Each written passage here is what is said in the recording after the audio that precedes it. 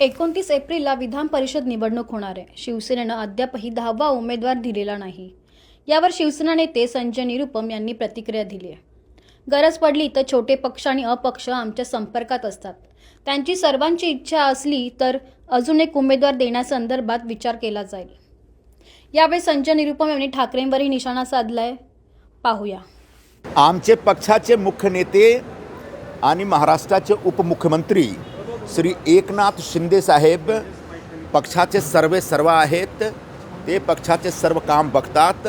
कोणाला काय द्यायचा आणि कोणाला कधी कसल्या प्रकारची उमेदवारी द्यायची तो शिंदे साहेब बघतात आणि ते शिंदे साहेब निर्णय घेतात। आणि पक्षाचे सर्व कार्यकर्ते आणि नेते मंडळी आहेत त्यांच्या मनात खूप विश्वास आहे शिंदे साहेब बरोबर। तो याबद्दल मी काहीही बोलू शकत नाही।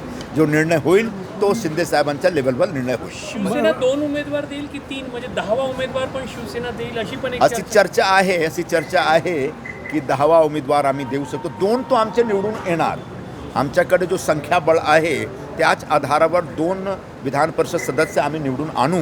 पण समजा जेव्हा एक गरज पडेल आणि आमच्याकडे खूप सारे छोटे पक्ष आणि जो अपक्ष लोक आहेत ते साहेबांच्या संपर्कात असतात, समजा त्यांची सगळ्यांची इच्छा झाली की अजून एक उमेदवार मैदानामध्ये उतारला पाहिजे तो उतरू शकतो। हे 10वा उमेदवार उद्धव ठाकरेंच्या उमेदवारीला जोडून राहील का?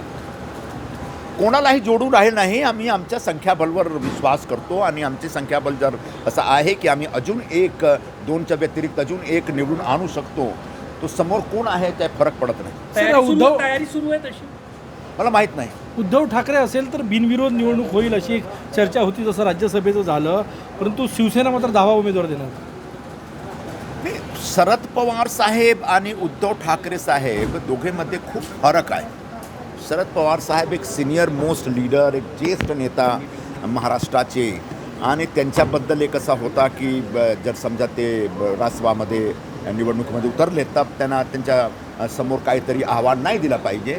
पण उद्धव ठाकरे एवढे मोठा नेता नाही की त्यांना पण बिनविरोध आणण्यासाठी फक्त 9 सीटवर निवडणूक केला पाहिजे। म्हणजे 10व्याचा विचार यामुळे सुरू आहे। मला माहीत नाही।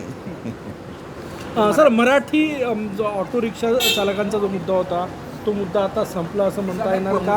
किंवा त्या प्रकरणी 6 महिने मुदतवाढ दिलेली आहे म्हणजे सर, काल आमचे महाराष्ट्र शासनाचे परिवहन मंत्री श्री प्रताप सरनाईक साहेबांनी एक मीटिंग बोलावली होती। या मीटिंगमध्ये सगळे जो युनियनचे लीडर असतात ते होते आणि मी पण होतो आणि अजून काही जो ऑटोवाल्यांचे जे जुडलेले लोक आहेत सगळ्यांना बोलावले होते।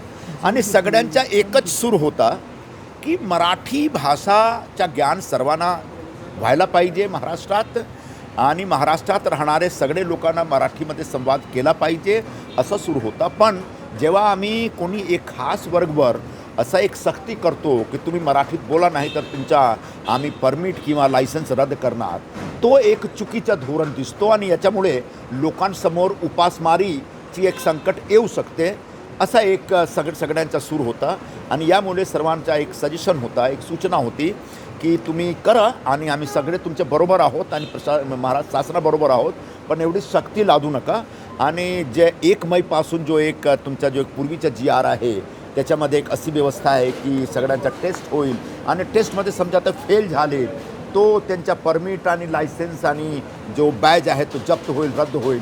तो असं करू नका। तो मंत्री महोदय समजलेत आणि त्यांनी सांगितलं की जो पूर्वीचा जो एक GR आहे तो आम्ही त्याच्यामध्ये सुधार करू आणि येत्या 6 महिन्यात सर्व जो ऑटो चालक, रिक्षा चालक आहेत आणि टॅक्सी चालक आहेत ज्यांना मराठी बोलणं येत नाही त्यांना एक प्रकारच्या शासनातर्फे प्रशिक्षण देऊ आणि त्यांना तयार करू आणि त्यानंतर त्यांची एक ते मराठीमध्ये संवाद करणार अशी व्यवस्था आम्ही करू। सगळ्यात महत्त्वाचं